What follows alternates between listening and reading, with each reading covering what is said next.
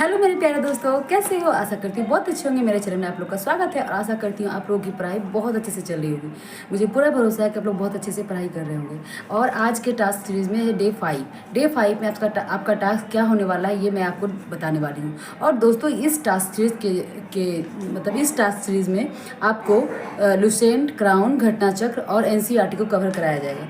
साथ ही साथ एक और बुक करवाया जाएगा जो कि मैं बाद में आपको बताऊँगी। अगर आप इतना करते हैं, आपको जैसा कि पता है कि मैं सोशल साइंस 9th-10th में टीचर हूँ और आपको पता है जैसा कि मेरा 90+ मार्क्स आया था। तो मेरा 90+ मार्क्स लड़के की कैटेगरी से मेरा जनरल में रिजल्ट हुआ है। तो ये कैसे हुआ था? मैंने इतना सारा कुछ का रिवीजन किया था, मैंने ये टॉपिक कवर किया था और मैं TRE 1, 2, 3 का क्वेश्चन एनालिसिस करने के बाद मुझे ये सब समझ में आया कि ये सारा टॉपिक से ज़्यादा क्वेश्चन आपको पूछा गया है। अगर आप हमारे टेस्ट सीरीज से जुड़ते हैं, मतलब टास्क सीरीज से आप जुड़ते हैं, अगर आप ये टॉपिक करते हैं, क्योंकि मैं भी इस तरह का एक पेज में एक कॉपी में लिख के मैं पूरा टॉपिक को लिख ली थी और वो मैं डेली बेसिस पे वो टॉपिक को करती थी। मैं अपना पढ़ाई ऑनलाइन क्लास जो करना होता है या क्लास जो भी करना होता है, फिर अपना जो सेल्फ स्टडी, फिर टेस्ट ये सब देने के बाद मैं इसको एक्स्ट्रा करती थी। तो ये करने से मुझे बहुत ज़्यादा फायदा हुआ। दोस्तों अगर आप रूटीन वाइज किसी भी चीज़ को पढ़ते हैं तो आपको उससे बहुत ज़्यादा फायदा होगा। अगर आप ये सोचते हैं कि हमारा एग्जाम आ जाएगा फिर हम पढ़ना स्टार्ट करेंगे तो ये बहुत तब तो मुश्किल है दोस्तों। हाँ, मैं ये मानती हूँ कि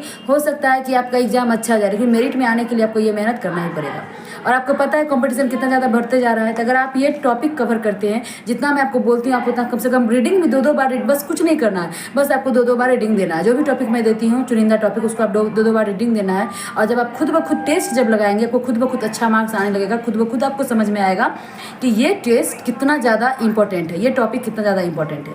तो आज का जो हमारा मैं ये टास्क सीरीज में हिस्ट्री, अभी फ़िलहाल हिस्ट्री, पॉलिटी, ज्योग्राफी का मैं टास्क सीरीज चला रही हूँ। अगर आपको इकोनॉमिक्स की अभी भी आवश्यकता हो तो आप मुझे कमेंट करें, मैं उसके लिए भी पूरा एनालिसिस करके मैं उसे आपको बताऊंगी।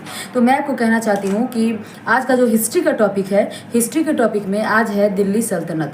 आज आपको दिल्ली सल्तनत या सल्तनत काल भी उसको बोलते हैं, और ये टॉपिक है दिल्ली सल्तनत या सल्तनत काल भी इसको बोलते हैं, जो कि आपका एंशिएंट हिस्ट्री के अंतर्गत आता है। ये आपको आज पढ़ लेना है, सल्तनत काल में दिल्ली सल्तनत। और इसमें आपको आज का जो टास्क है वो है गुलाम वंश, यानी कि आपके एग्जाम में सबसे ज़्यादा क्वेश्चन गुलाम वंश से देखने को मिला है। इसमें तो बहुत सारा वंश है, गुलाम वंश, लोधी वंश, बहुत सारा वंश है, लेकिन आपको जो सबसे ज़्यादा क्वेश्चन आया है वो है गुलाम वंश से। और गुलाम वंश में सबसे ज़्यादा क्वेश्चन जो आया है, पूछा गया, वो है इल्तुतमिश और बलबन से।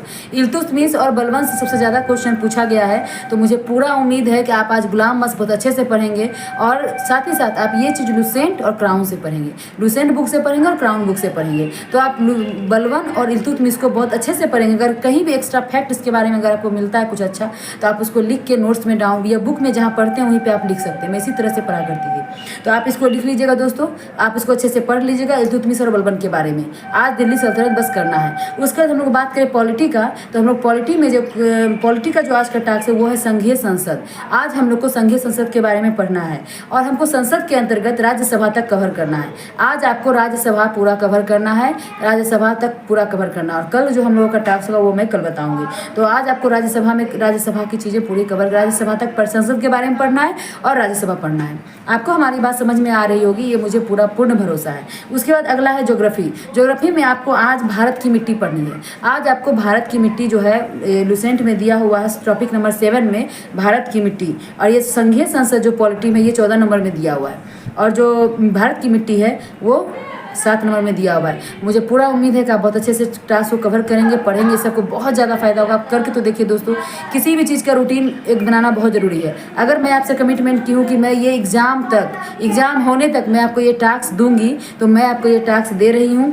और अगर मैं डेली बेसिस पे ये टास्क डाल रही हूँ तो आपका भी कर्तव्य बनता है कि मैं तो बस जब मैं टास्क को देने में जब मैं इतनी एक्टिव हूँ तो आप करने में क्यों नहीं एक्टिव हो सकते हैं। अगर मैं डेली दे रही हूँ तो आपको डेली करना चाहिए, इसको पढ़ना चाहिए, ये आपको बहुत ज़्यादा फायदा करेगा। अगर आपने हिस्ट्री लिया है तो हिस्ट्री का पढ़ाई करें, पॉलिटी लिया है तो पॉलिटी का पढ़ाई करें, ज्योग्राफी लिया है तो ज्योग्राफी का पढ़ाई करें। अगर आपने इसमें से कोई 2 लिया है तो दोनों की पढ़ाई करें, इससे आपको बहुत फायदा होगा। आप दोस्तों इसको कवर कर सकते हैं और ये बहुत अच्छा रहेगा आपके लिए। आप करके देखिए, मैं यही कहना चाहूँगी। और इसका मैं एक प्ले लिस्ट भी बना दी हूँ, डे 1, 2, 3, 4, 5। आज 5वां दिन है, तो ये 5वां दिन का टास्क आपका ये है। मुझे पूर्ण भरोसा आप लोग कवर करिएगा और मुझे आशा और विश्वास है आप लोग बहुत अच्छे से पढ़ रहे होंगे। बहुत अच्छे से पढ़िए, वैकेंसी जरूर आएगी, टेंशन नहीं लेना है।